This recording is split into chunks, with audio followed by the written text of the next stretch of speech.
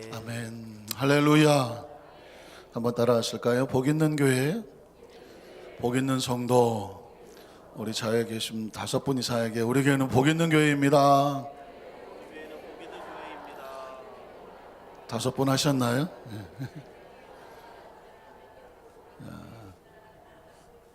여러분의 입술에 고백에 복 있는 교회의 고백이 있어야 여러분의 교회에 대한 하나님이 역사하시는 복 있는 교회의 축복을 받습니다.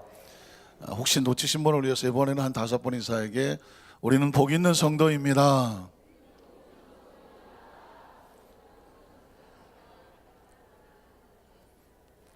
할렐루야. 누군가 여의도 순복안산교는 어떤 교회냐고 물으면 복 있는 교회. 그 교회 성도들은 어떤 성도들이라고 물으냐면 복 있는 성도. 왜냐하면 하나님께서 우리를 복 있게 창조하셨고 하나님 백성을 만나면 복을 주셨으며 네가 복의 근원이 되라. 나가서 너를 축복하는 자에게 내가 복을 내리고 복의 영향력을 끼치는 존재가 되라고 말씀하셨으니 이제 저와 여러분의 생각과 의식과 사고 속에 우리 교회는 복 있는 교회, 우리는 복 있는 성도, 우리 가정은 복 있는 가정 믿으십니까?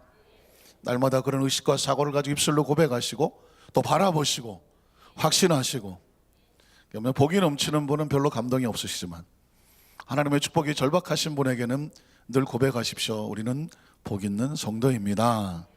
한번 따라 하실까요? 그들이 예수를 죽이려고 모의하니라. 이런 제목으로 말씀의 은혜를 나누기를 원합니다. 혹시 제 기억 속에는 교과서에도, 초등학교 교과서에서도 나왔던 기억이 있는데 이솝 이야기 가운데 이런 이야기가 있습니다. 어떤 아버지와 아들이 당나귀를 데리고 여행을 떠납니다. 어느 마을에 갔더니 이렇게 말합니다. 아유, 저 바보 같은 사람, 왜 멀쩡한 당나귀를 걸려서 가? 여러분 어떻게 생각하십니까? 한 사람을 타고 가면 훨씬 좋잖아요. 당나귀는 뭘 하고 있는 거예요? 타라고 있는 거지. 그 얘기를 듣고 나니까 아버지와 아들이 야, 그게 맞는 이야기네. 누가 탔으면 좋을까? 아버지가 타세요. 아니야, 네가 타라. 그래서 아무래도 아버지 입장에서는 아들을 더 사랑하니까 아들아 네가 타라. 아버지가 하도 이야기하니까 그럼 제가 먼저 탈게요. 가다가 또 바꿔드릴게요. 그래서 아들이 먼저 타고 갑니다. 가다가 어느 마을을 지나갔더니 동네 사람들이 쫓아나와서 이렇게 말합니다. 저런 불효막심한 놈의 자식이냐. 왜 그럴까요? 아니, 나이 많은 아버지는 나귀를 끌고 지가 올라타? 이 천하야. 사람들이 웅성거리기 시작합니다. 그 얘기를 듣고 나니까 아버지도 편치 않고 타고 있는 아들의 마음도 편하지가 않아요. 그래서 아들이 내려옵니다. 그리고 말합니다. 아버지가 타세요. 그래, 또 사람들이 널 또 그러고 보는 거니까 내가 참 마음이 안 편하다. 그럼 내가 타고 갈게. 그래서 이제 아들이 끌고 아버지가 타고 갑니다. 또 한 마을을 지나갔더니 난리가 났습니다. 저런 아주 몰인장한 아버지가 있나. 아니, 저런 아이를 갖다가 걷게 하고 지가 올라타. 아이고, 세상에 말세야. 혀를 차기 시작을 합니다. 이게 어떻게 된 거예요? 한 동네 갔더니 아들이 탔다고 뭐라 그러고, 이 동네 갔더니 또 아버지가 탔다고 뭐라 그러네요. 아버지가 그냥 바늘방석이라 올라갈 수가 없어요. 내려왔어요. 가만히 생각을 합니다. 야, 네가 타도 뭐라 그러고 내가 타도 뭐라 그런다. 방법은 없다. 둘 다 같이 타자. 그냥 둘 다 같이 타는. 왜? 이래도 뭐라고 저래도 뭐라 그러니까 둘 다 같이 타고 톡 갑니다. 그랬더니 또 한 마리 갔더니 뭐라고 말해요? 저런 짐승을 사랑할 줄을 모르니, 동물을 사랑할 줄. 아이고, 저 나귀 좀 봐. 허리 부러지겠네. 그냥 애가 막 피지땀을 흘리는데 저 몰인정한 인간들이 말이야 둘이나 올라타고 아이고 내 허리가 다 아프단 말. 사람들이 또 손가락질하고 비난하기 시작을 합니다. 그러니까 어떻게 되겠어요? 이건 뭐 올라갈 수도 없고 내려갈 수도 없어. 그 다음에 결정한 게 뭘까요? 안 되겠다. 야, 그냥 걸어가도 뭐라고 그래, 네가 타도 뭐라고 그래, 내가 타도 뭐라고 그래, 둘 다 타도 뭐라고 그래. 시작해낸 게 뭐예요? 당나귀를 긴 장대에다가 앞발 뒷발 묶어갖고 아버지가 옳고 아들이 하고 둘이 당나귀를 메고 가네. 그냥. 방법이 없잖아요. 그냥 걸려가도 뭐라고 그래, 타고 가도 뭐라고 그래. 그래서 항상 하는 게 그냥 메고 가는 거예요. 한 마을을 지나가니까 동네 사람들이 웃느라고 정신이 없어요. 천하에 저런 멍텅구리 같은 무슨 당나귀를 메고 가. 그래서 아버지가 안 되겠다, 야 빨리빨리 지나가자 이 마을을. 방법이 더 이상 없는 거예요. 그래서 개울을 지나가다가 그만 미끄러지는 바람에 당나귀가 물에 떠내려가요. 아버지하고 아들은 허탈한 마음으로 떠내려가는 당나귀를 쳐다보면서 어쩔 줄을 몰라 하더라. 여러분, 참 중요한 이야기가 담겨져 있지 않습니까? 혹시 이런 경험해 보신 분 있나요? 뭘 하려고 했더니 이 사람은 이게 옳다고 말하고 저 사람은 저게 옳다고 말하고 또 이렇게 했더니 이쪽에서 뭐라 그러고 저렇게 했더니 저쪽에서 뭐라고 그러고. 경험해 보신 분, 경험. 파마를 오래간만에 했더니 파마보다는 생머리가 낫다고 생각해요. 생머리를 했더니 긴 머리가 낫다고 생각해요. 긴 머리 했더니 당신이 천연자냐 아직까지도. 그래서 반은 파마하고 반은 생머리하고 뒷머리는 기르고 있으냐. 어디다가 기준이 맞출 수가 없는 거예요. 아마 삶을 살아가다 보면 그런 일을 겪을 겁니다. 사실은요, 저는 이 이야기를 목회를 하면서 이것 때문에 이게 머릿속에 두고 살아요. 어떤 사람은 기도가 기니까 기도를 짧게 해달라고 그러잖아요. 또 기도를 짧게 했더니 뭐 기도를 안 하면 예배냐 또 이런 거냐. 또 설교를 조금 길게 하면은 왜 이렇게 말이 많냐고. 설교를 좀 짧게 했더니 목사님이 설교를 준비를 안 한다고 그러고. 이거 뭐 찬송을 좀 더 했더니 아니 그거 뭐 모르는 찬송만 30년 전 찬송이에요 그거. 아이고, 찬송을 안 했더니 역시 예배는 찬송을 불러야 하는. 이걸 어떻게 교회를 등에다 메고 다닐 수도 없고 그냥 어떻게 쓰면 좋겠습니까? 혹시 좀 부담해서 헌금을 안 했더니 헌금을 안 하면 예배냐? 뭐. 저보다 더 잘 알아. 예배는 하나님께 드리는 예물이 있어야 된다고. 그것도 헌금을 했더니 또 아니 무슨 예배 때마다 헌금을 드리냐고. 그럼 어떻게 하라는 거예요 도대체? 어떻게 좀 방법이 있으면 좀 알려줘봐. 이거 어떻게 했으면. 크리스찬은요 어쩔 수 없어. 은혜에다 기준을 맞춰야 돼. 한번 따라 하실게요. 우리의 기준은 은혜에 있다 그래요. 은혜에다가 기준을 맞춰야죠. 방법에다 맞추면 안 돼. 어떤 형식에다 맞추면 안 돼. 말씀을 사모하는 사람은 말씀 듣기를 사모해. 기도를 사모하는 사람은 기도 듣기를 사모해. 찬양을 원하는 사람은 찬양 듣기를 사모해. 그럼 어떡하고 있어? 이거 어떻게 해? 말씀을 길어지면 말씀이 은혜가 있네 할렐루야 해야 되는. 기도를 어떤 날은 더 길게 하면 오늘은 기도하는 날이구나. 찬양을 많이 하면 오늘은 찬양하는 날이구나. 어떻게 생각하세요? 그래서 기준이 여러분이 하나님의 은혜에다 맞추셔야 돼. 그래서 하나님의 기준이 되게 하셔야 돼. 그래서 하나님이 예배는 누가 주인이냐면 하나님이 주인이신 거예요. 성령님이 역사하셔야 돼. 그래서 여러분이 기준이 되니까 나는 말씀만 들었으면 좋겠는데 이러면 기도 시간이 힘들어. 어떤 사람은 오늘 내가 기도하려고 왔는데 그런데 찬양을 많이 해. 여러분 찬양하는 게 기도예요. 또 말씀은요, 말씀 가운데 성령님이 역사하시잖아요. 또 기도 가운데 성령님이 역사하시잖아요. 초대교회 그랬잖아요. 그러니까 말씀을 듣든 기도를 하든 찬양을 하든 역사하시는 분은 누구다? 하나님이고 성령님이야. 그걸 기대하셔. 난 오늘 말씀을 듣고 싶은데 기도 시간이 길어져. 그러면 기도 시간에 말씀을 성령님이 주시면 돼. 난 오늘 기도하고 싶은데 말씀에 그런 말씀을 듣는 가운데 성령님께서 역사해 주시면 돼. 찬양하는 가운데도 말씀이 있습니다. 가사 하나가 말씀이잖아요. 그 찬양 가운데 하나님의 기름 부음이 있어. 그러니까 우리가 마음의 문을 활짝 열고 기도할 때도 말씀을 들을 때도 찬양을 할 때도 누가 역사하시면 돼요? 성령님만 역사하시면 돼. 하나님만. 거기에 포인트를 맞춰야 돼요. 내가 가지고 뭐 기도를 많이 해야 돼, 말씀을 많이 해야 돼, 찬양을 많이 해야 돼. 이건 나 형식이야. 누가 역사하시도록? 하나님의 성령님이 역사하시도록. 중요한 건 내 마음에 문을 열어야 돼, 마음의 문. 그래서 유명한 이야기가 있죠. 하늘에서 아무리 장대비가 쏟아져도 장독 뚜껑을 다 덮어놓으면 물이 들어간다 안 들어간다? 못 들어가. 하늘에서 장대비가 쏟아져도 뭘 열어야 되냐면 뚜껑을 열어야 돼. 마음의 문을 활짝 여셔. 활짝 여셔서 하나님 오늘은 말씀 통해서 역사하시는구나, 오늘 기도 가운데 역사하시는구나, 찬양 가운데 역사하시는구나, 마음을 여셔서 하나님 언제 역사하실 겁니까? 마음을 기다려. 예배라는 게 참 신기한 거는요, 첫 시간에 성시 낭독할 때 벌써 은혜가 팍 와. 어떤 사람은 대장로님 대표 기도하실 때 하나님이 성령 감동을 확 주셔갖고 기도의 은혜가 막 와.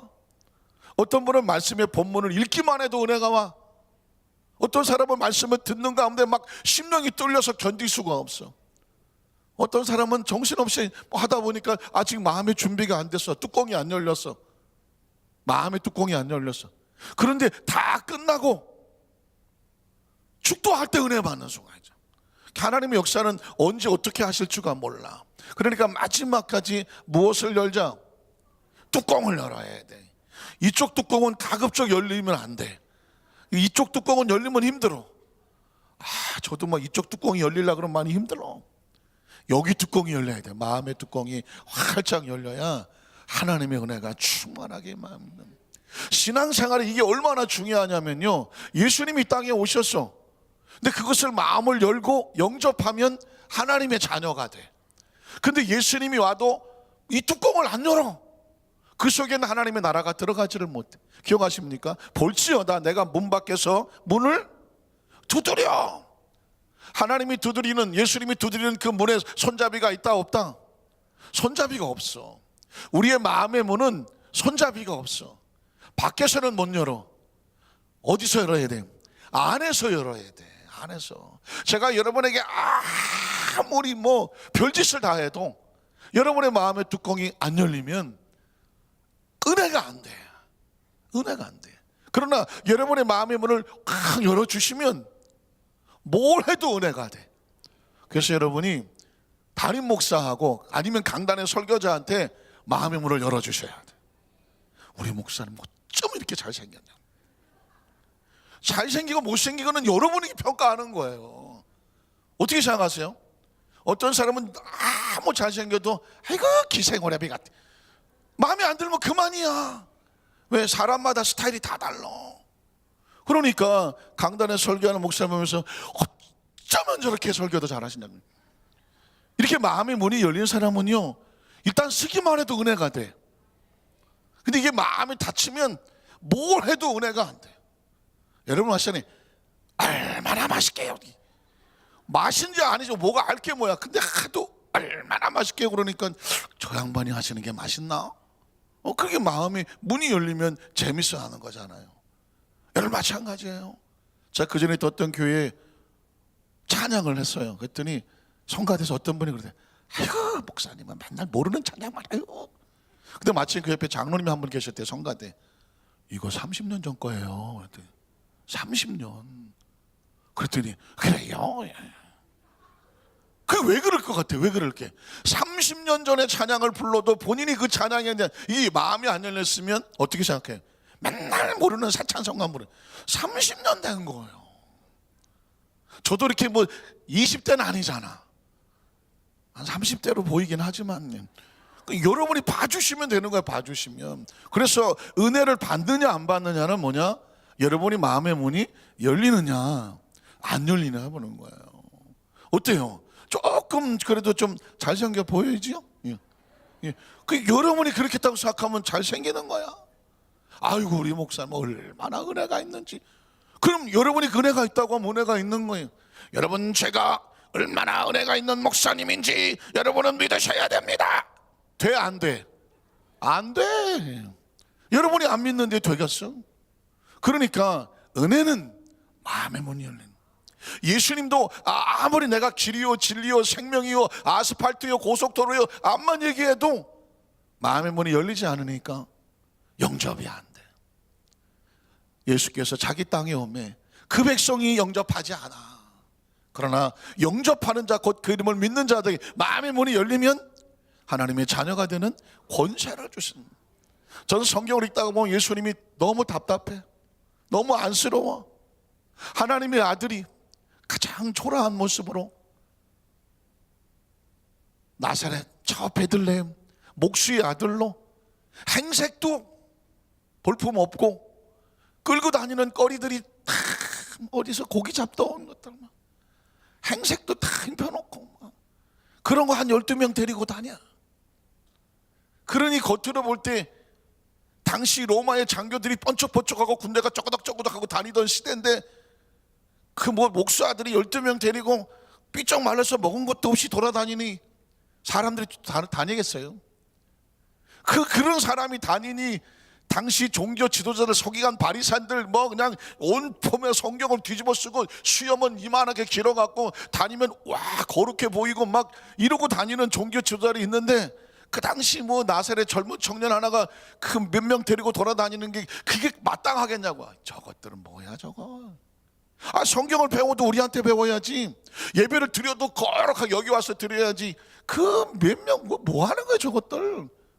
그런데 그 나사렛 예수가 나사로를 살려, 죽은 나사로를 살려. 엄청난 충격이 주어졌어. 사람이 죽었다 살아나도요, 그게 중요하지 않아. 그걸 내가 믿느냐 못 믿느냐 누구한테 달렸어? 나한테 달렸어. 사람이 죽었다 살아났어, 나사로가. 그랬더니 사람들이 두 가지 반응 보이지 않겠습니까? 첫 번째 반응 뭐냐면 기적이네. 저 사람 진짜 하나님의 아들인가 봐. 믿어주는 사람이 생기는가 하면 저건 뭐야? 아니 뭐 저것 때문에 큰일 나게 생겼는데, 우리 따라다니는 사람들이 다 절로 가게 생겼는데, 벌써 반응이 달라져. 첫 번째 반응은 뭐냐면 그 유대인들 가운데 나사로가 죽었다 살았다? 근데 그 나사로를 나사렛 예수가 살렸다? 이 이야기를 듣고 그동안 있었던 모든 사고방식, 선입견, 이거 다 편견 열어놓고 마음의 문을 열어. 마음의 문을 여는 걸 뭐라고 말하냐면 믿음이라고 말하는. 한번 따라 하실게요. 마음의 문이 열리는 것이 믿음이다. 그걸 다른 말로 말하면 영접한다고, 모셔드린다고 말하는. 모셔드린다. 자, 우리 첫 번째로 보면 예수님의 표적을 본 유대인들의 두 가지 반응을 한번 보겠습니다. 요한복음 11장 45절을 보면 마리아에게 와서 예수께서 하신 일 뭐 했죠? 죽은 나사로를 살렸어. 그 하신 일을 본 많은 유대인들이 그를 어떻게 했어요? 믿었다는 얘기는 다른 말로 바꾸면 마음을 열었어. 이제는 30대 초반에 나사렛 목수의 어떤 그런 존재로 보지 않아. 죽은 자를 살리는 것은 누구밖에 없다? 하나님밖에 없어. 하나님의 아들이라고 믿습니다. 그래서 주는 그리스도시요 살아계신 하나님의 아들입니다. 30대 초반에 볼품없는 그 청년 인간을 본 것이 아니라 그 배후에 있는 하나님의 존재를 느끼면서 하나님하고 믿는 거예요. 믿으십니까? 근데 유대인들이 믿었다는 거예요. 여러분 지금도 마찬가지지만 제일 예수를 못 믿는 사람들이 유대인이야. 지금도 이스라엘 성지 순례를 가도 그 사람들이 예수를 믿어서 거기에 성지를 꾸며놓은 게 아니야. 전 세계에서 기독교인들이 거기를 성지라고 주구장창 찾아가니까 그 사람들이 거기다 뭐 하려고? 장사하려고 꾸며놓은 거야. 가보면 성지가 아니야. 순 장사꾼들이지.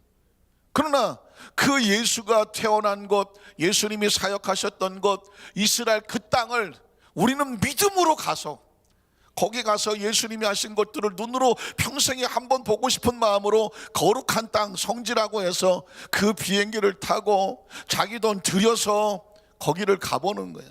골고다 언덕도 가보고 다윗이 묻혔던 무덤도 가보고 갈릴리 호수의 배도 타보고 베드로가 잡았다는 베드로 물고기를 튀겨서 먹어보기도 하고 오병이어 기적의 장소도 가보고 교회를 가보는 거야. 거기에 무슨 예수님이 있는 건 아니에요. 다만 우리는 믿음의 땅을 한번 가서 보고 싶은 거예요. 살아생전에 성지 순례를 가는 거예요. 그러나 정작 그 사람들은 그 신앙의 힘을 이용해서 거기서 장사를 하고 있죠. 예수님께서 7번 십자가 지고 올라가다 꼬꾸러졌다고 하는 비아돌라 로사라고 하는 그 언덕길이 있어. 거기를 가보면 장사꾼들이 계속 아주 우리가 익숙한 말을 해. $1 싸다 싸다, $1 싸다 싸다. 이해는 되시죠? 이거 영어하고 한국말 섞인 거예요. $1 싸다 싸다, 빨리 빨리 빨리 빨리 빨리. 전 지금 이 얘기는 언제 얘기냐면 1990 몇 년도 이야기를 하고 있는 겁니다. 제가 가서 보니까 여기가 예수님이 골고다 언덕에 십자가를 지고 가다가 7번을 꼬꾸라주고, 꼬꾸라치는 곳마다 샘이 터졌다고 그래서 비아 dolorosa, 골고다 십자가 언덕인데 가는 곳곳마다 골목은 맞아 장사꾼들이 가득해. 그 사람들은 예수를 영접하지도 않아, 믿지도 않아. 사람들이 오니까 단지 물건을 팔 뿐이야. 이 세상은 두 종류의 사람이 있어. 예수를 놓고 물건을 팔아 장사하려는 사람이 있는가 하면, 그 예수의 십자가의 그 언덕을 나도 한번 그 심령을 가지고 올라가는 사람들이 있어. 영접하는 사람이 있고 영접하지 못하는 사람이 있어. 유대인들이 예수를 믿었다고 하는 것은 기적 중의 기적이에요. 현장에 나사로가 죽었다가 살아나는 것을 본 사람들이 할 수 있는 선택이에요. 이 이야기는 수천 전의 이야기지만 성경은 이렇게 말하는 것입니다. 유대인들이 예수를 믿었다. 그건 도저히 믿을 수 없는 사람들이 예수를 믿고 있어. 왜 그러냐면 이 사람들은 예수님이 이렇게 초라한 존재로 올 줄을 몰랐어. 어떤 존재로 와야 되느냐, 하늘에서 마차를 끌고 내려와야 돼. 직접 내려와야 돼. 막 금빛이 철렁철렁 천군 천사들이 막 와갖고 그냥 예수님이 딱 내려와서 보니까 눈 뜨고 볼 수가 없어. 어마어마한 하늘의 영들과 권세들이 와서 그냥 로마를 한 번에 날려버리고 자기 이스라엘 백 아브라함의 자손들을 쫙 세워서 이 땅은 아무도 손대지 마라, 뭐 이렇게 해줘야 되는데, 찾아온 메시아가 목수의 아들이고 초라하고 지난 애나 별 것도 없고, 뭐 생긴 게 내가 좀 낫고, 등치도 좀 내가 낫고, 가만히 말을 들어보니까 말투도 좀 내가 난 거예요. 처음엔 뭐 사투리를 쓰고 앉았고, 이렇게 사람으로 자꾸 보여지잖아요.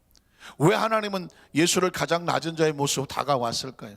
만에 하나 그분이 아주 뭐 키가 한 3m 돼갖고 뭐 화려한 뭐 이러고 오면 우리가 옆에 갈 수 있겠어요, 없었어요? 갈 수 있지도 못해. 가장 낮고 천한 자의 모습으로 우리 곁에 와서 세리와 창겨와 뭐 문둥병 무슨 중풍병, 그 당시에 율법적으로 가까이 하지도 못하는 사람들과 가까이, 이들이 내 친구야, 이들이 내 형제야. 누가 내 부모냐? 나와 같이 하는 이들이 내 가족이야. 여러분, 그걸 은혜라고 말하는 거야. 그걸 은혜라고 말하는. 그래서 저와 여러분이 여기서 예수를 믿고 있는 거야. 사랑하는 성도 여러분, 이게 바로 믿을 수 있는 자의 축복인데, 유대인들 중에 나사로 때문에 많은 사람이 예수를 믿었다고 말하고 있는 겁니다. 자, 이게 놀라운 반응이면요, 그 다음 반응은 어떤 반응이 보이겠어요? 반대적인 반응도 보이겠죠. 48절에 보면, 만일 그를 이대로 두면 모든 사람이, 자 이제 또 한쪽의 바람은 머리를 굴리고 있는 거예요. 한쪽은 예수를 믿고 하나님의 자녀가 되는 믿음이 있다고 하면, 한쪽은 야, 저 볼품없는 나사렛이 예수가 나사로 죽음을 살려? 머리가 굴러가. 이거 큰일 났다. 이렇게 되면 백성들의 마음이 얼로 움직이겠지 하면서 계산하는 거예요. 한번 보실까요? 만일 그를 이대로 두면 모든 사람이 그를 믿을 것이요, 그리고 로마인들이 와. 자, 예수를 따라서 많은 사람이 몰려? 그러면 일제시대를 생각해 보세요. 일본이 이 조선인들이 어떤 훌륭한 리더자가 나타나서 사람들이 큰 몰려, 막 10만 20만이 막 몰려. 그러면 식민지 나라를 이렇게 남의 나라를 지배하고 있는 사람들이 제일 무서워하는 게 뭐예요? 사람들이 모여서 집단이 돼갖고 혹시 반란을 일으킬까봐 이걸 두려워하는 거예요. 공산주의가 제일 싫어하는 게 뭐예요? 자기들끼리 모여서 뭔가 밀란을 일으켜서 이게 공산주의가 잘못된 걸 깨닫고 당에 폭동을 일으킨. 지금도 여러분, 북한은 무너지면 그렇게 무너질 것이고, 북한 공산당이 제일 싫어하는 게 어떻게든지 언론과 인터넷을 차단하고자 하는 이유가 뭐냐면, 사람들이 눈을 떠서 야, 이 공산주의 잘못된 거네, 저 자유 대한민국이 사는 거 우리하고 다르네, 그들이 폭동이 일으킬까봐, 아니면 군대에서 막 반란이 혁명이 일어날까봐 이런 걸 두려워하는 거거든요. 여러분 보십시오. 이건 같은 민족이 그걸 걱정하네. 예수님을 많은 사람이 따르면 로마가 와서 우리를 이 폭동을 진압한다고 해서 더 많은 사람을 죽이면 어떻게 될까? 이걸 걱정하는 거예요. 자, 그래서 어떻게 됩니까? 이 밭 속에서 느껴지는 게 뭐냐면, 똑같은 이야기를 들어도 한쪽은 은혜와 믿음이 생기는가 하면 한쪽은 이게 지금 나한테 좋은 일인가 나쁜인가 인간적으로 계산하고 있는 거예요. 그래서 예수님이 비유 가운데 씨 뿌리는 비유에 좋은 밭이 있어. 이건 은혜야. 말씀을 들으면 하나님 말씀은 영적인 생명이니까 그 말씀을 들으면 막 말씀이 은혜가 돼갖고 기름이 줄줄줄줄 흘러. 은혜가 줄줄줄 흘러. 어떤 사람은 길가에 떨어진 거를 말씀을 들어도 팅 하고 튕겨나가. 팅 하고 튕겨나가. 말씀이 더 자리를 잡지를 못해. 어떤 사람은 들어오긴 들어왔는데 이게 돌짝밭이라 이게 자라지를 못해. 이 생각 저 생각. 어떤 말씀은 또 가시밭이 돼서 이게 좀 자라는가 싶었더니 또 에잉 하고 주저앉아. 또 좀 자라는 것 같아 누가 뭐라면 또 에잉 하고 주저앉아. 그래서 여러분 보십시오. 똑같은 말씀을 들어도 4분의 1이야. 그러니 말씀을 들을 때 어떤 기도를 하고 와야 되는지 아십니까? 한번 따라 하실까요? 주여 내 마음의 밭이 무엇이 되게 하시옵소서. 알기는 뚫어지게 잘하소서. 옥토가 되게 하여 주시옵소서. 말씀을 들었는데 그게 내 안에 옥토가 돼서 자라지 아니하면 이 좋은 시절에 이 화창한 봄을 앞두는 가을 지난 겨울날에 말 잘해야 되잖아요. 화창한 봄을 앞두고 가을은 지난 것 같고 겨울날에 이 좋은 시절에 왜 이 자리에 와서 이 소리를 들어요? 하나님의 말씀은 영이요 생명이고 치유요 역사거든요. 그러니까 그 말씀을 내 안에 둘어서 이것에 옥토가 되게 해주십시오. 말씀 하나만 붙잡아도 인생이 바뀌어요. 말씀 하나가요 우리의 운명을 바꿉니다. 오늘 이 말씀이 여러분의 운명을 어떤 사람을 바꿔놓을지는 아무도 몰라. 그러나 중요한 것은 이런 기도가 있어야 돼. 하나님 말씀이 내 운명을 바꾸게 하여 주시옵소서. 이 은혜가 필요한 거야. 이 은혜가 필요해. 그런데 그렇게 바뀐 사람이 있는가 하면 아무리 말씀을 해도 말씀이 뚜껑이 닫혀갖고 계산해. 아유 저것도 뭐 날들 하는 말인가. 아유 저 옆집에 누가 한다는 말인가. 이게 내 안에 들어오지를 않아. 지금 유대인들은 예수님이 살았다 나사로가 살아난 기적을 보고도 인간적인 다른 이게 지금 나한테 우리 집단에 좋으냐 틀리냐 이걸 계산하고 앉아서. 자 그래서 두 번째로 대제사장 가야바라고 하는 사람이 등장을 하는데 이 사람이 이런 주장을 합니다. 요한복음 11장 49절에 보니까 그 중에 한 사람 그 해의 대제사장 한 해마다 대제사장이 제사장 중에서 대제사장이 가야바라고 하는 사람이 있는데 그들에게 말하되 너희가 아무것도 알지 못한 자 내 생각을 들어봐라. 그러면서 그 다음 절에 보면 이게 이 사람의 논리예요. 한 사람이 백성을 위하여 죽어서 온 민족이 망하지 않게 되는 것. 이 사람의 얘기는 뭐예요? 저 예수를 죽여. 그래서 백성들이 따라다닐 사람이 없게 만들어. 그러면 로마가 와서 우리를 핍박하지 않을 것 아니냐. 그러니까 지금 저 사람을 죽여서 없애는 것이 이스라엘 민족에게 유익하다. 이런 논리를 피고 있는 거예요. 아주 무서운 말이죠. 자, 저 예수가 많은 사람이 따르는 리더자야. 그러면 우리나라에 좋을 게 없다는 거예요. 왜? 로마가 와서 그거를 그래서 다른 사람들을 다 죽여버리면 결국 우리에게는 손해가 아니냐. 그러니까 차라리 저 예수를 죽이자라고 말하고 있습니다. 논리적으로 보면 애국애족하는 것 같아요. 자 그럼 그 다음 절에 보면 이 사람의 말이 어떻게 이용되나 보십시오. 자 너희에게 유익한 줄 생각하지 아니한도다 하였으니 그 다음 절을 보면은요 51절에 이 말은 스스로 자기 생각이 아니다라는 그 해의 대제사장이므로 예수께서 그 민족을 위하시고 또 그 민족만 위할 뿐 아니라 흩어진 디아스포라는 이 전 세계에 흩어져 있고 앞으로 모아야 될 하나님의 자녀들을 모아서 하나가 되게 하기 위하여 죽으실 것을 미리 말함이러라. 아주 중요한 겁니다. 자 가야바가 얘기할 때는 저 예수 죽여서 이 민족 살리자. 이건 나쁜 의도에서 말한 거예요. 그런데 그의 말하는 것은 그가 스스로 말하는 것이 아니라 하나님이 그 생각을 사용하시는 겁니다. 가야바는 그렇게 말했지만 하나님의 의도도 역시 예수를 죽일 거예요. 예수를 죽여서 온 민족을 살릴 거예요. 그러나 그것은 이스라엘 민족을 위한 것이 아니라 온 인류를 위함이야. 이해가 가십니까? 때로 하나님께서는요 어떤 계획을 사람이 한 것 같지만 겉으로 보기에는 예수를 죽이니까 나쁜 거예요. 그러나 하나님의 차원에서 보면 예수를 죽이는 게 좋은 거예요. 어차피 예수님은 이 세상의 죄를 짊어지고 하는 하나님의 어린 양이요 제물이에요. 그로 인하여 온 인류가 살 거야. 하나님은요, 그래서 겉으로 보기에는 나빠 보이는 거지만 하나님은 그 결말을 좋게 하기 위해서 그 아이디어, 아니 그 생각을 사용하시는 거예요. 그 생각조차도 가야바의 생각은 아니에요. 자, 제가 예를 들어 볼게요. 요셉이 꿈을 꿉니다. 그러자 그 형들이 악한 생각을 가져요. 제가 좀 나쁘게 말하면 이 새끼 이거 팔아버려, 죽여버려, 이렇게 말해버립니다. 애굽에 보내. 우리 손으로 피를 묻힐 필요는 없잖아. 참, 저 인신매매한 놈들을 팔아버려. 지가 어디 떠돌다가 죽겠지. 악한 생각으로 보내는 거예요. 그런데 하나님은요, 하나님도 똑같은 생각을 한 거예요. 하나님은 요셉을 애굽으로 보내야 돼요. 그런데 단지 그들이 악한 생각을 이용해서 애굽으로 보낼 때 그들이 방법을 빌렸을 뿐이에요. 애굽으로 내려갔어요.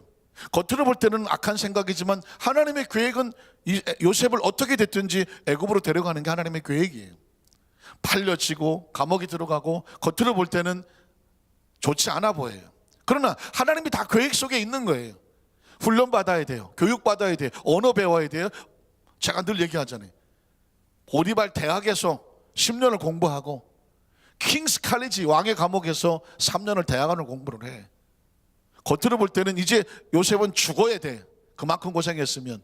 그런데 하나님은 거기서 그 고생의 죽음의 고비에서 요셉을 부활시켜 애굽의 총리로 뿅 하고 올라와. 그날과 그 시는 아무도 몰라. 한번 따라하세요. 언젠가 그날이 온다. 크리스찬은요, 그날을 기억해야 돼. 그날이 온다니까. 그날 와요. 그건 아무도 모르는 거야. 지금은 요셉처럼 남의 집 살이 하는 것 같아. 요셉처럼 억울하게 끌려가서 왕의 감옥에 끌려간 것 같아. 그러나 하나님이 함께 하시면 그게 다 축복의 과정이야. 제가 지난 주일날 설교했잖아요. 다윗을 사울이 싫어서 저 천부장으로 쫓겨버려. 천명 있는 대로. 군대 장관이었는데, 그러자 다윗은 그곳에서도 더 열심히 백성들과 함께 지혜롭게 행동해. 겉으로 볼 땐 좌천이야. 그러나 하나님이 그 다윗과 함께 하심으로 사울에게 함께 했던 영이 하나님이 누구에게? 다윗과 함께 하시는 거예요. 엄청난 복음의 메시지예요. 여러분이 어디 사는 게 중요하지 않아. 여러분이 뭐 잘 나가다 밑에 내려왔다, 이게 중요하지 않다니까요. 하나님의 신이 함께하면 되는 거예요. 하나님이 영이 함께하면 되는 거예요. 거기서 새로 그날 나중에 사울은 스스로 내려오고 하나님이 그를 데려다가 그 나라의 왕을 삼잖아요. 앉고 뭐 올라갔다 내려왔다, 내려왔다 올라갔다, 이건 하나님의 손에 있는 거예요. 믿으십니까? 그러니까 지금 겉으로 보는 것 때문에, 그것 때문에 자신의 운명과 팔자와 삶을 뭐 미리 계산하거나 미리 결론 내리거나 미리 그걸 가지고 아유 나는 잘했다 못했다, 재수가 좋다 이런 쓸데없는 얘기도 하지도 말아요. 하나님의 사람은 계획대로 움직여 갈 뿐이에요. 믿으십니까? 지금까지 오늘 길이 있을까 없을까? 아니라니까. 요셉이 왕 앞에 끌려가는 날, 그날 요셉은 자기가 죽는 줄 알았지, 그날 자기가 총리 될 줄 꿈에도 알았을까요? 몰랐을까요? 그건 몰라, 안 물어봐갖고. 그러나 우리가 미루어 짐작하건대 꿈에도 생각하지 못했어.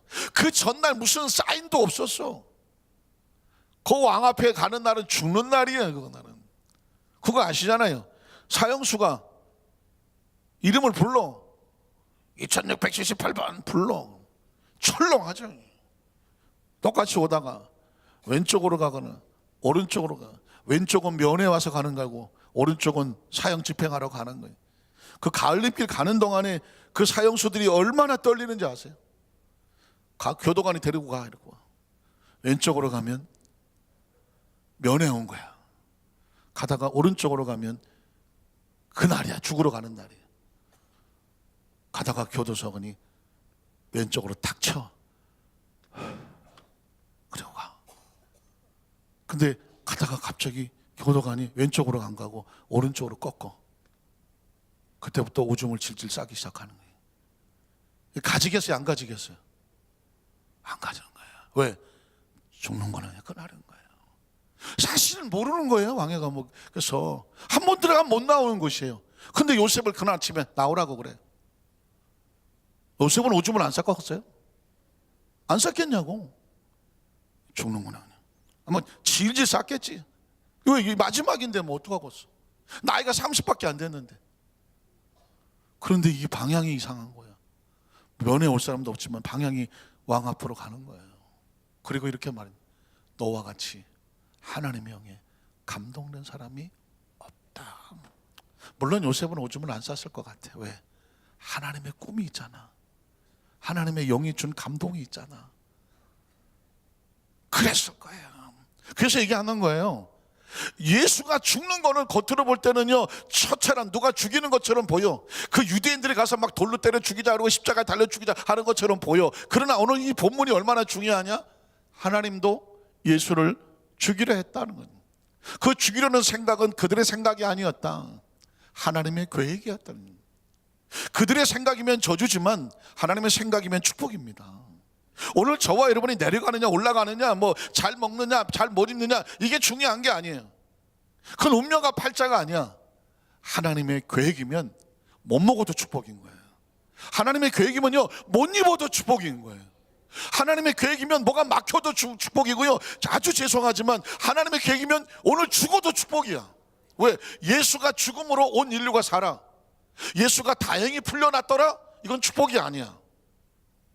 하나님의 계획은 그래. 그래서 자 마지막 결론으로 넘어갑니다. 자 요한복음 11장 5절로 3절을 봐요. 마지막 결론이에요. 그들이 모여서 뭘 하느냐. 셋째로 이날부터는 예수를 죽이러 시작되는 바리새인들이 모의를 시작합니다. 자 그래서 11장 53절 이날부터는 그들이 예수를 죽이려고 뭐 하더라? 계획을 세우더라.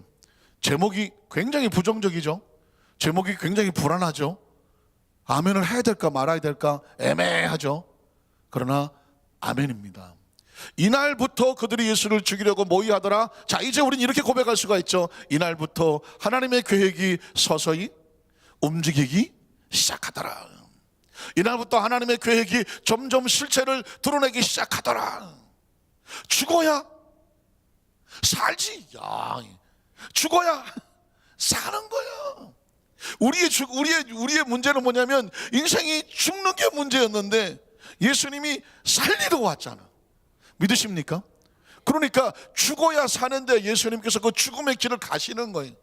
누군가 그를 죽이려고 끌고 가. 할렐루야. 아멘 소리가 애매하죠. 누군가 예수를 죽이려 가는데 우리가 할렐루야를 해요. 근데 그걸 사람의 손에 끌려간다고 생각하니까 애매한 거죠. 얘기했잖아요. 오늘 성경에 그거는 스스로 말하는 것이 아니라 하나님이 인류를 살리기 위해서 그에게 그런 마음을 주셔서 하신 거다. 하나님의 계획인. 그래서 여러분 자 말씀의 마지막 키워드는 뭐냐면 하나님의 계획이라는 단어입니다. 한번 따라 하실까요? 하나님의 계획. 신앙에 눈을 뜨면은요 신앙이 영적으로 성장하면 그 상황 속에서 하나님의 계획을 보면 돼. 계획. 그래서 지금 나를 향해서 우리 교회를 향해서 그러니까 뭐 겉으로 보는 건 전혀 아니에요. 이 안에 하나님의 영을 가진 하나님의 사람들이 하나님의 계획을 붙잡고 한 사람이라도 포기하지 아니하며 그 상황 속에서 당당하며 위풍당당하며 흔들리지 아니하고 하나님의 꿈을 꾸고 있는 사람 한 사람이면 돼. 한 사람. 다윗 같은 사람 한 사람이면 돼. 그 한 사람이 나라를 살리고 공동체를 살리는 거예요. 그리고 우리는 그 한 사람이 되기 위해서 하나님의 꿈을 가지고 난 하나님의 계획 속에 있음을 믿고 누가 뭐라 그래도 흔들리지 않냐고. 믿으십니까? 그래서 이 성경이 뒤집어 보이잖아. 그들이 예수를 죽이려고 모의하네? 큰일 났네가 아니라 할렐루야. 하나님의 계획이 움직이고 있구나. 누가 우리를 죽이려고 모의한 그치? 할렐루야. 하나님의 계획이 나를 향하신 우리를 향하신 계획이 움직이고 있구나. 그 축복의 눈을 바라볼 수 있는 우리 안산교회 성도 되시기를 주님의 이름으로 축원합니다.